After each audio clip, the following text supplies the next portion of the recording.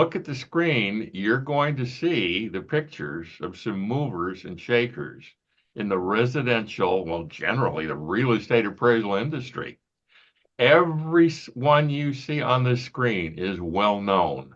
Everyone you see on the screen has been in this business for a long time and has contributed to what real estate appraisal has become.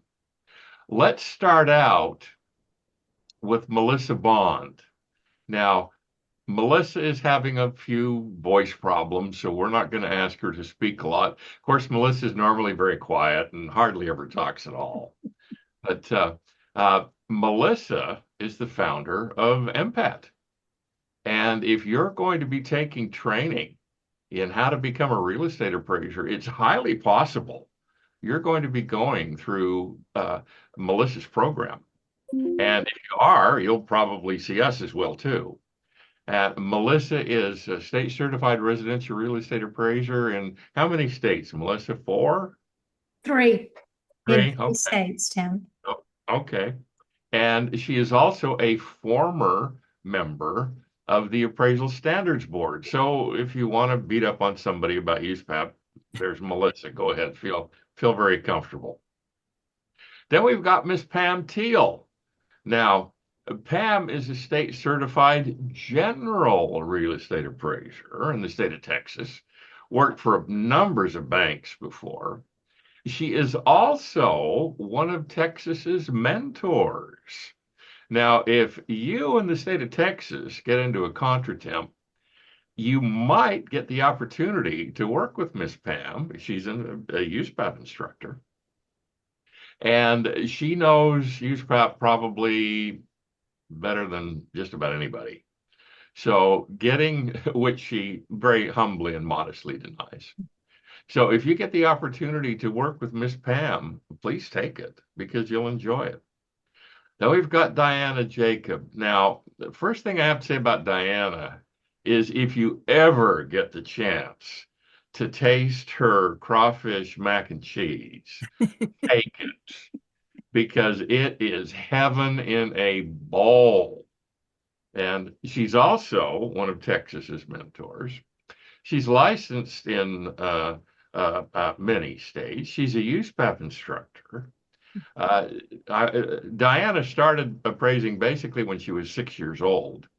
So she's been in it that long. And for better or for worse, it was basically Diana who got me involved in real estate appraisal instruction, got me involved in as a USPAP instructor.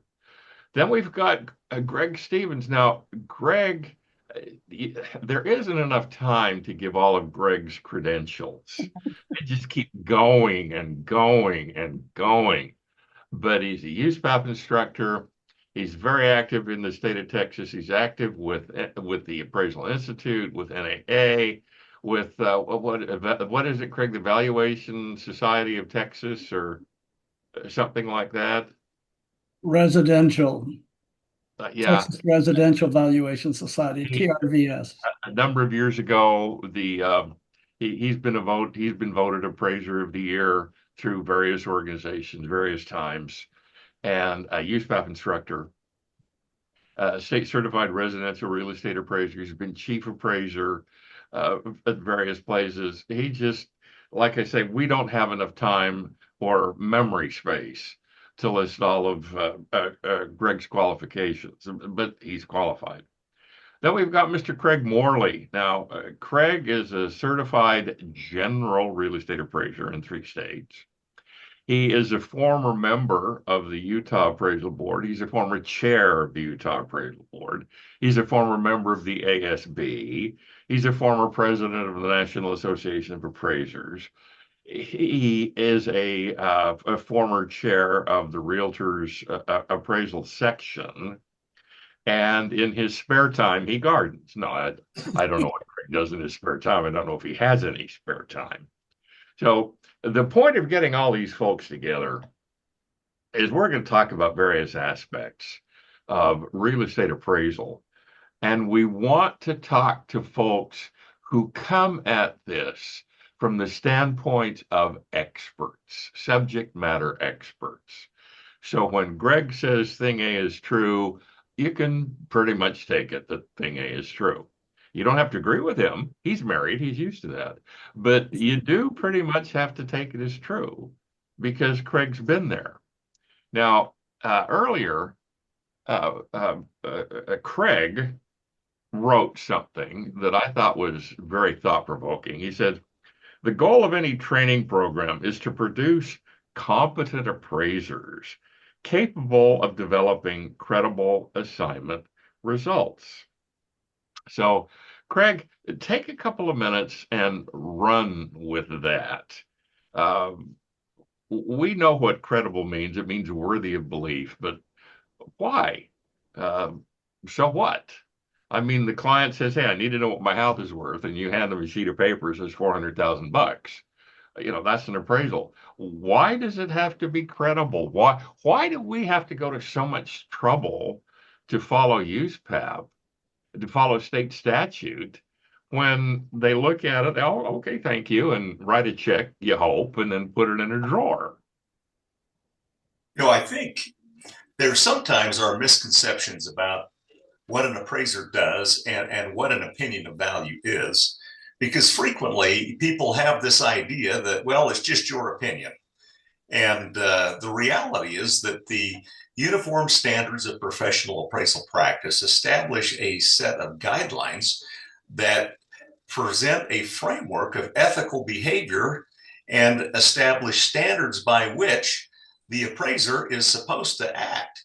And the whole premise behind the uniform standards is to create a level of trust that people using appraisal services can have confidence that that appraiser is not only competent, but they're independent, they're impartial, and they're objective.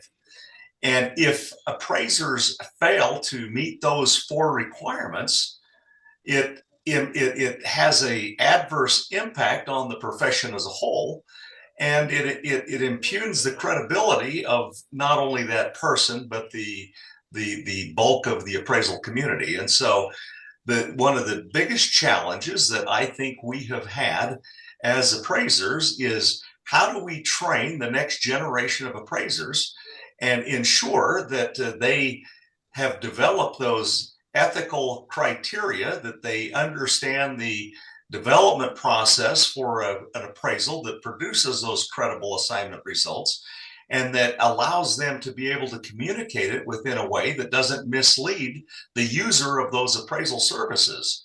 And historically, I think one of the challenges that we've had is that the method has always been, well, you've got a mentor, an appraiser. And for those of you who aren't really familiar with the licensing process for an appraiser, you've got qualifying education. I have to go through and complete a certain amount of qualifying education, and the amount of that education depends upon the licensing that I'm trying to obtain. Am I a licensed appraiser, a certified residential appraiser, or a certified general appraiser? And depending upon that licensing is going to dictate the qualifying education that you've got to obtain. But in addition to that qualifying education, I have to have practical experience. And the problem that we have always had is finding mentors who are willing to train someone. And once I find that mentor, I now have to make sure that the mentor is competent and qualified to produce, to train me in a way that is going to help me to achieve these ideals that are outlined within the uniform standards. Now, Tim, you know that for a number of years, I was on the Utah State Appraisal Licensing and Certification Board. And one of the things that they would do is that as that trainee, we call them trainees, some states call them different labels, but at the end of the day, they are required to submit work product that they've been involved with that would then be reviewed. And if the work product was found to be acceptable, they were then allowed to go take the licensing or certification exams. And those are national exams, and they're relatively challenging. But in Utah, at least, and I think most states, is you couldn't take the exam until you had demonstrated that you had competent experience. And what we would frequently find is that the work product would be sent in, there would be deficiencies in the work product. And it was always kind of interesting because the trainee would come in with their supervisor and they would be unhappy that the appraisal board found their work product defective. And as they would sit through that hearing and go through that process, you would begin to see lights turning on and saying, oh, gee, I didn't know I needed to do that. Or I didn't realize the difference between the scope of work and assignment conditions and lender requirements. And there were all kinds of problems that they would discover. And this poor trainee frequently would spend a long time only to discover that they had to redo a bunch of their experience because it didn't qualify. Mm-hmm. And so I think that the challenge that we've had is that we're getting a lot of appraisers that are getting old, like Tim and I, and it's hard to find people that will train you. And unfortunately, in my experience, the people who were usually willing to train people, a trainee, probably shouldn't. And the ones who weren't willing, the ones who were really competent appraisers recognized their responsibility, and oftentimes they just wouldn't do it, or there was the fear of training my competition. So, Melissa, in a stroke of genius, said, why don't we develop a practicum program to merge this idea of having practical experience merged with supervision and oversight, and has developed an MPAT program that is remarkable. She's had amazing success, and it fills a badly needed hole in the profession to allow people to be able to enter the program without having to find a trainer that maybe doesn't have, it has a very narrow scope of work, or doesn't have great experience themselves. And so it's been, Tim, I don't think you'd mentioned that, but all 6 of the people on this presentation are all on Melissa's board and assisting with this MPAT program. So I just couldn't be happier to be part of it, and to see the excellent work that has been put together to try to fill a badly needed gap in the appraisal profession. Craig, thank you. Now, Melissa, with an introduction like that, you've got some big shoes to fill. So go ahead, run with it. Talk to us about MPAT. Talk to us about the problems. Excuse me, let me rephrase. Talk to us about the challenges that there are with the traditional supervisor supervisee training model, and then tell us how MPAT solves that problem. Okay, thank you. Yes, I will open that door to how MPAT solves that problem that Craig was just discussing. An aspiring appraiser having difficulty finding someone to train them. Well, MPAT, this practicum that we have developed, solves that problem because number one, it is a practicum, which means it's not a curriculum, meaning it's not a page 17, question 2, chapter 7, move to this. It is a practicum. It's practice coupled with education. Well, where does that education come from? 2 areas. Education comes from number 1, the USPAP manual, the minimum standard of practice for our profession. The second part of that practicum is practice. What an appraiser actually does in the field, what they do at their desk, how they apply the uniform standards of professional appraisal practice into performing an assignment and identifying and solving that problem. So this practicum program answers that question of how are we going to replenish our human resources? How are we going to pull young professionals into the field and into this profession that we do and have to bypass their begging others to take them on? I have had some people enter my MPAT, MPAT. It's just an appraiser training program that have said 5 years, 6 years, 8 years. I've been trying to get an appraiser to take me on. That problem is solved because we run this practicum I do around 20 students or less. That's just my sweet spot for training. And each of those, as has been mentioned, each of these that you see are instructors in this program. They also comprise the board of advisors for the MPAT program. They were also co-developers. Now you can see, folks, there's quite a bit of experience. There's quite a bit of knowledge that has gone into this, and it's successful.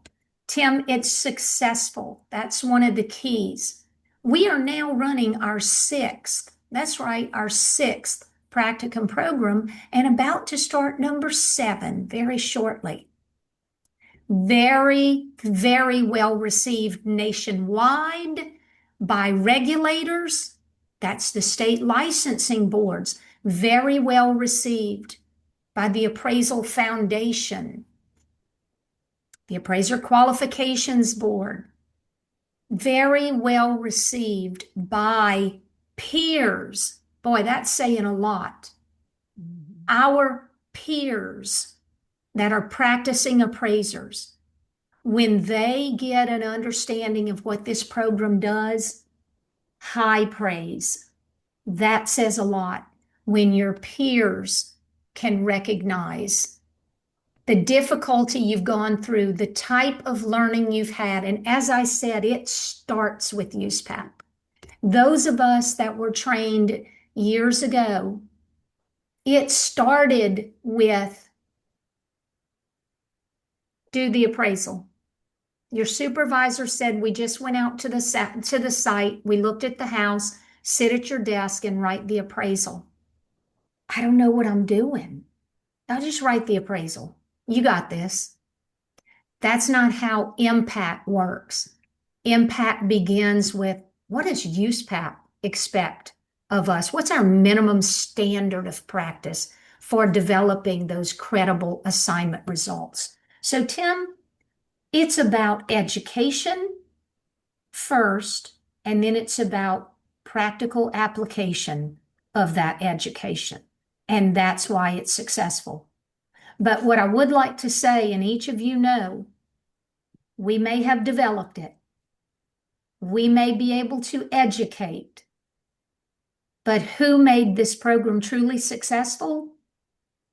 Every individual that has taken the MPAT program coursework and has passed a national licensing exam, and multiples have now passed their certified residential exam. That's success, isn't it? So it works. All right. Melissa, thank you. Now, I'm going to pose this next question to the three of you. Now, all of you do a lot of review work, especially given your ability to, given your the fact that you're mentors for the state of Texas. Okay. Craig mentioned earlier that there have been mentors who, we'll say this as nicely as we possibly can, shouldn't have been mentors. And Melissa brought up the fact that the practical training that MPAT offers is superior to the old the supervisor supervisee model, because you're getting out in the street and you're building houses and you're talking to people to verify sales, so on and so forth. So again, to the three of you, talk to us about the quality of the work that you see, the quality of the education you see behind it, and how, if at all, MPAT can improve the quality of appraisers so that they go from where they are to where they want to be. So go ahead. That's to the three of you. Greg, you Hello. start. Somebody's got to start. Hello, come on. So let me address it this way, and that is that one of the benefits of the practicum course, in contrast to the supervisory trainee model, is that especially if you're dealing, like you mentioned, if you're dealing with a supervisory appraiser that doesn't really have a solid background. So the training that they're doing is not sufficient to develop credible appraisers. Whereas with the practicum course, you have a diversity of mentors working with those trainees with a broad background of experience as well as exposure to various types of properties. That's one of the issues that we've seen, particularly in small communities, where you do have a supervisory appraiser and all they do is track single family homes. Well, that's not going to suffice to get an appraiser out there and be able to work in a broad, diverse environment. So having the background to be able to provide guidance on how do you do a 2 to 4, how do you appraise a condo, how do you appraise a co-op, all of these things that appraisers across the country in particular markets might be running into, but they have no background in it. So tremendous improvement in the quality that's coming out of the program because of that combination of focusing on the education, but also providing the diversity of experience. Diana, you go next. Oh, okay. I thought you were going. Okay, Now I'm gonna let you. I'm gonna gotta clean press up. these silly buttons to make everything work. Okay. Diana and Pam, your thoughts on that? Well, Pam wants me to go next. I think what I have been so pleased to see in the practicum program is that being a reviewer, being a mentor in different states, people come to you and they don't understand even sometimes why they're there. They don't understand that they did anything wrong. And then when you share with them the education that was obviously lacking, they say, why didn't anyone ever tell me this? And so often what you have are people who, and especially today, I love technology for lots of reasons. I hate technology for lots of reasons. One of the reasons I love it is that it allows us to, no matter where we are, to be able to plug in and be able to learn. But if that's all you have, it's like saying, here's the recipe. Now, in 2 hours, I'll expect the cake to be done and the dinner to be served. And you're like, wait a minute, what? How do I learn how to do all these different things and then take that education and go out into the field and use it? And that's what Melissa's program that she was able to develop does. MPAT allows an individual to learn from an education standpoint and then consistently how to apply it. No two grains of sand are alike. Therefore, no two properties are going to be alike. And so, what we have is an appraisal process that allows us, no matter where we are, to be able to follow that protocol and follow that process. But if you don't know all the pieces and you don't know how it works in Texas or Washington or Tennessee, Utah, Florida, all of these different states have residential properties, but they're not all in the same as anything else. So this program does that. This program allows them the best of both worlds. And then most importantly to me, it allows the diversity of these instructors because every person here, everyone that is here touches a part of that program. And these individuals get a diversified perspective of practicing appraisers. So I think that it has been absolutely the preferred way. I got Mhm. started before certification. We didn't have any rules. We didn't have USPAP. We didn't have any of that. They just said, well, okay, a lot of people go get a license to sell real estate and then they can appraise. And no one knew what to do. The legislation has fixed a lot of that, but then it was about application. Who's willing to step up and say, this is how you get an adjustment?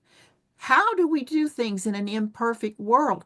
That's what this program does. So I'm very proud to be a part of it and very, very proud to be associated with everybody that's here. They are in my opinion, the best of the best.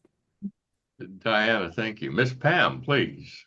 I could not have said it better myself. And, I know Greg and Diane and I have worked in the Texas program as in the mentorship program. And most of the appraisers that we get are not newbies. Oh. They've been doing it wrong for a number of years and they have trained other people to do it wrong. And that was the only supervisor that that person had. And they will, as Diana said, I've never had one of them say, this has been a waste of my time. They were mostly will say, why didn't somebody tell me that before? How come I'm just now learning this? Or just trust me and move on, one or the other. But usually they're really grateful for the education that we get. And I think a lot of it is in that traditional supervisor trainee model. You're lucky if you find one person that will train you and you take whoever you can get, unfortunately. And to Tim's point earlier, they may not have been the best qualified to teach somebody, but they were willing. And that's what we've encountered. In Texas, we've got our Association of Texas Appraisers has a list of trainees that are looking for sponsors. The last time I looked, it's like 2 pages long. It's huge. It's enormous. So getting into the business is very, very difficult. The practicum is an excellent way to bypass some of that. When I was thinking about this earlier, we're all instructors, so we're quite familiar with people learn differently. Some are visual learners, some are auditory. There's the read writers, the kinesthetic, and they've added three more: logical, social, and solitary. And so there's 7 different ways of trying to learn, and people do learn differently. And the beauty of the practicum is you get some of all of that. You're working with being able to see things, to hear things. The way Melissa set up the MPAT program, it's not just get in the car with me and let's go look at a property. How do we measure this? Let me show you. It's not that so much as it is a little of everything. And they're given an opportunity to go back and relearn something if you don't quite get it right to start with. And so I think that's what makes it extremely important. And it's again, you're getting exposure to a body of knowledge that you wouldn't get in that one-on-one supervisor training. Okay. In all of what you've said has come up the concept of the trainer. And as Craig said so clearly earlier, some of them shouldn't have been training. Okay. Why do we need to train appraisers? Why don't we just better train the trainers so that they train their trainees better? I mean, why go out and Pam, you just said, some of these folks have been doing this for a long time, and they get in touch with you and Diane and Greg, and they go, well, wait a minute. Why didn't anybody tell me this 20 years ago? Okay. Why are we not training supervisors better? And that's for everybody. Why don't we say, okay, you want to train a supervisor? Here, you got to have qualification A, B, C, D, and E. Why don't we do that? So I'm a big proponent of that, actually. When I see like a trainee put in experience work and I see the mess they've made of it, I think somebody needs to go counsel that trainer because they're teaching this child wrong, absolutely wrong. So I think that's exactly right. But you've been in this business, you're an educator, Tim, as well as the rest of us. And you know, why do people take continuing education? They don't Because take it to learn they've got something. nothing to do for 7 hours. They just want to get through it. They just want to get through it. And that mentality's got to change. And I'm gonna flip to the opposite side of that because that is 100% correct, and we all know. I'm gonna flip on the other side of it. The new generation of appraisers that are coming out of this practicum program, and there are other practicum programs in the nation. Folks, we're just mostly focusing on this one right now, but we're not discounting in any way. There are some excellent practicum programs out there other than this one. Each of these are training because this training is similar, education and practice. And each of these are becoming the new generation of appraisers. So what shall become the supervisors in the future are what we really want to see. Oftentimes, I'm going to say this, we were all trained on an antiquated model. Mhm. The antiquated model of apprenticeship. That is the coolest thing you can do when you're learning how to horseshoe a horse. Well, you want to become a farrier, folks, apprenticeship is the way to go. You want to learn how to value properties. You want to be a real estate professional. That antiquated model of apprenticeship is not as successful. So, okay, as we wrap this up, Melissa, so what you're saying is, okay, it was set up, that's the way it was. Nobody came up with anything different because it quote unquote worked. It didn't work very well, but it worked. Okay. But now what you're saying is, even though it may not be broke, we surely must fix it. And part of the fix is the MPAT program, because the fix is not only classroom training, but it's getting out and grabbing the horse by the hoof and getting kicked a few times and finally learning how to hold the leg and make sure the tools are sharp so that if you're going to act as a farrier, you get the job done rather than getting your teeth kicked in. So um, the practical end of it is you're out there in the house, in the apartment complex, in the duplex, on that vast acreage that is Texas or wherever you are. And you're saying, okay, how in the world do I appraise this particular piece of property? And that's where the mentor is able to say, well, okay, we're going to ignore this because it's irrelevant, but we're going to pay attention to this because this is what we have to know. And you don't get the mentor standing in the field, kicking away the rattlesnakes in the classroom. Mm. You've got to go out.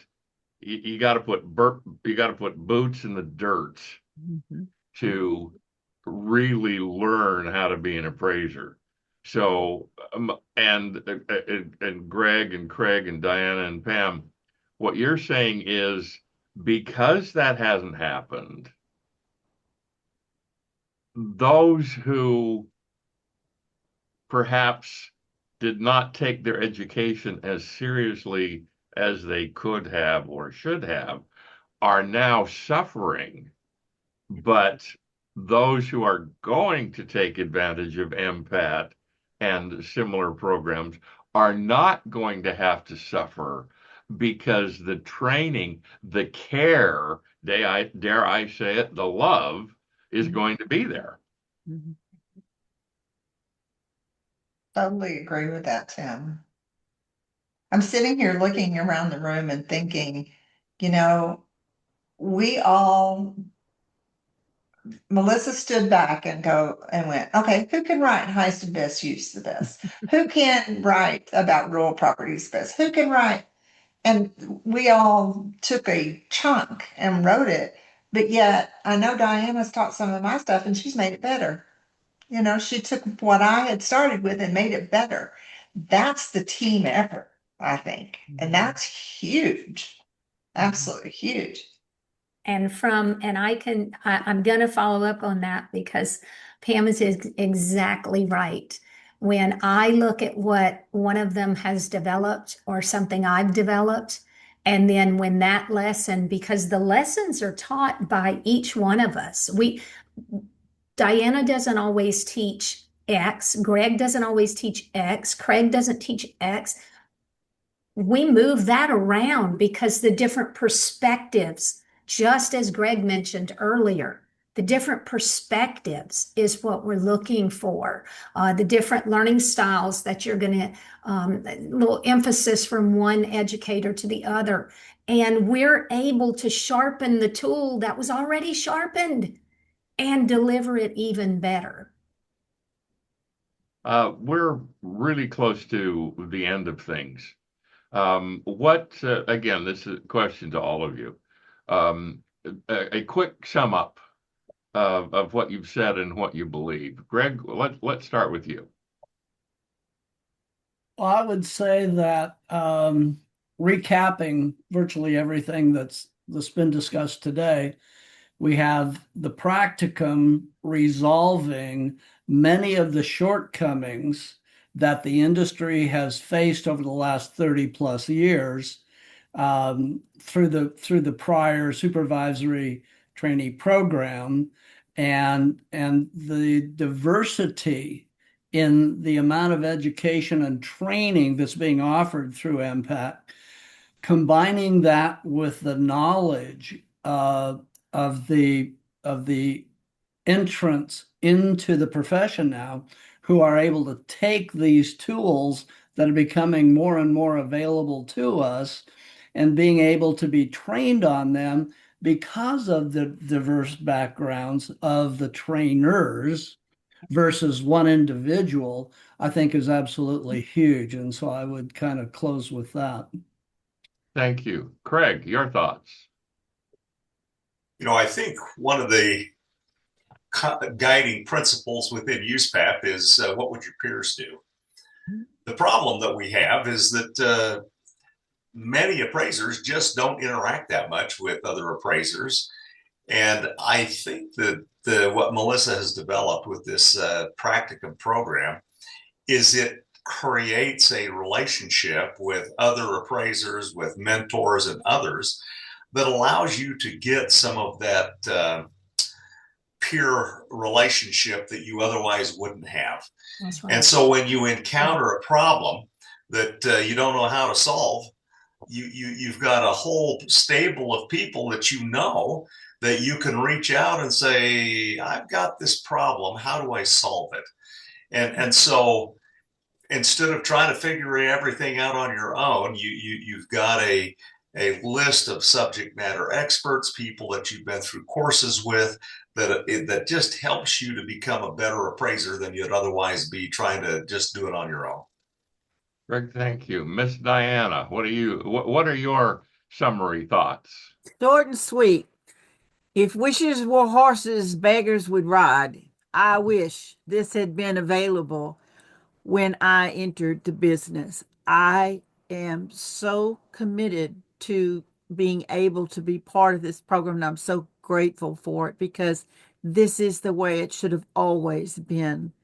And so I'm just grateful that we have this opportunity to do this for others because I don't think one of us entered the business having this type of sharing, and we just didn't. We didn't have any of this. We just you picked on somebody's brain and hoped that they would give you the answer.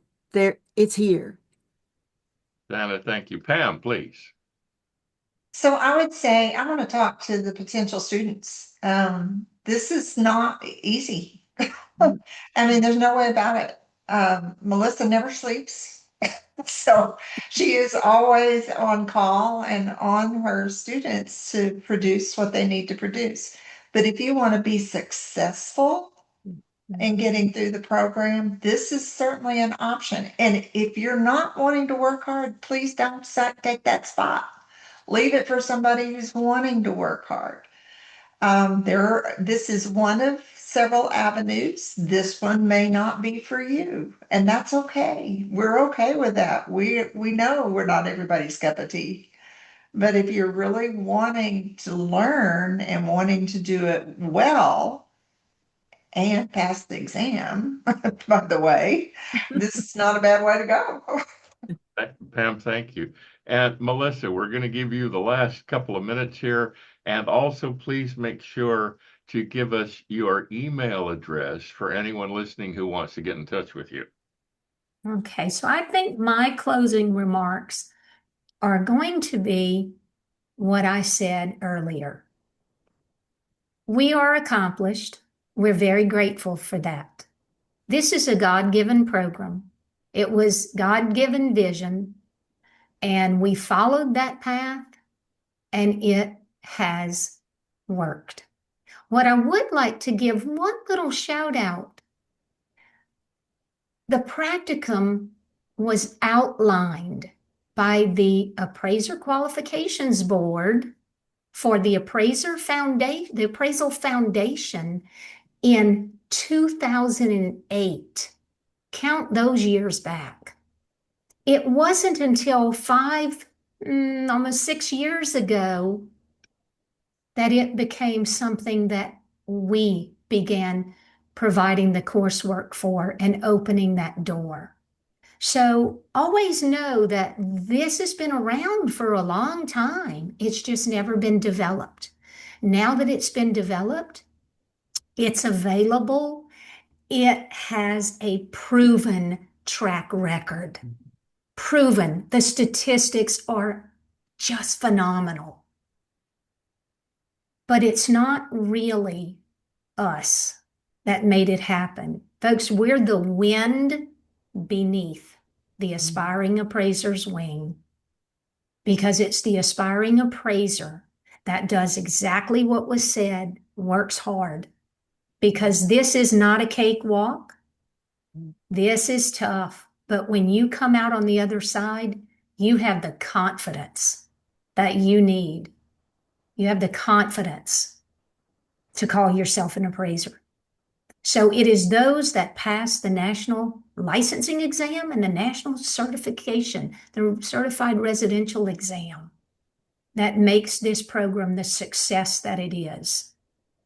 So again, if this is for you, folks, give me a call, send me an email, text me. That's the best. Sometimes I'm a little busy. 601-916-6501. Email is mbond, just like James Bond, 007. Yeah, we got it. mbond@ceinstructor.com. Folks, we would love to work with you. If you're an education provider that happens to be listening, we would love to license this program, this entire program, over to you, for you also to run a practicum in this great nation of ours. And as I said before, there are other practicums out there thriving as well. And we could not be more proud of them and the efforts that they've put forth to develop their own successful product. Who wins? Well, I can tell you who wins: consumers. Consumers win. the public. We just went right to the preamble in USPAT. We give the public a reason to put trust in us. Melissa, thank you. And again, Melissa's email address is mbond at ceinstructor. I've messed it up, Melissa. I'm sorry. Go ahead and do it again. mbond@ceinstructor.com. Thank you. Thank you, everybody. We appreciate it. And thank you for sitting down today to watch this. We want to hear from you. We can help you out. If there are any questions, give us a shout. Give it through Melissa. She'll get it to us. We'll get in touch with you. We look forward to it. Please be safe and well. Bye, everybody.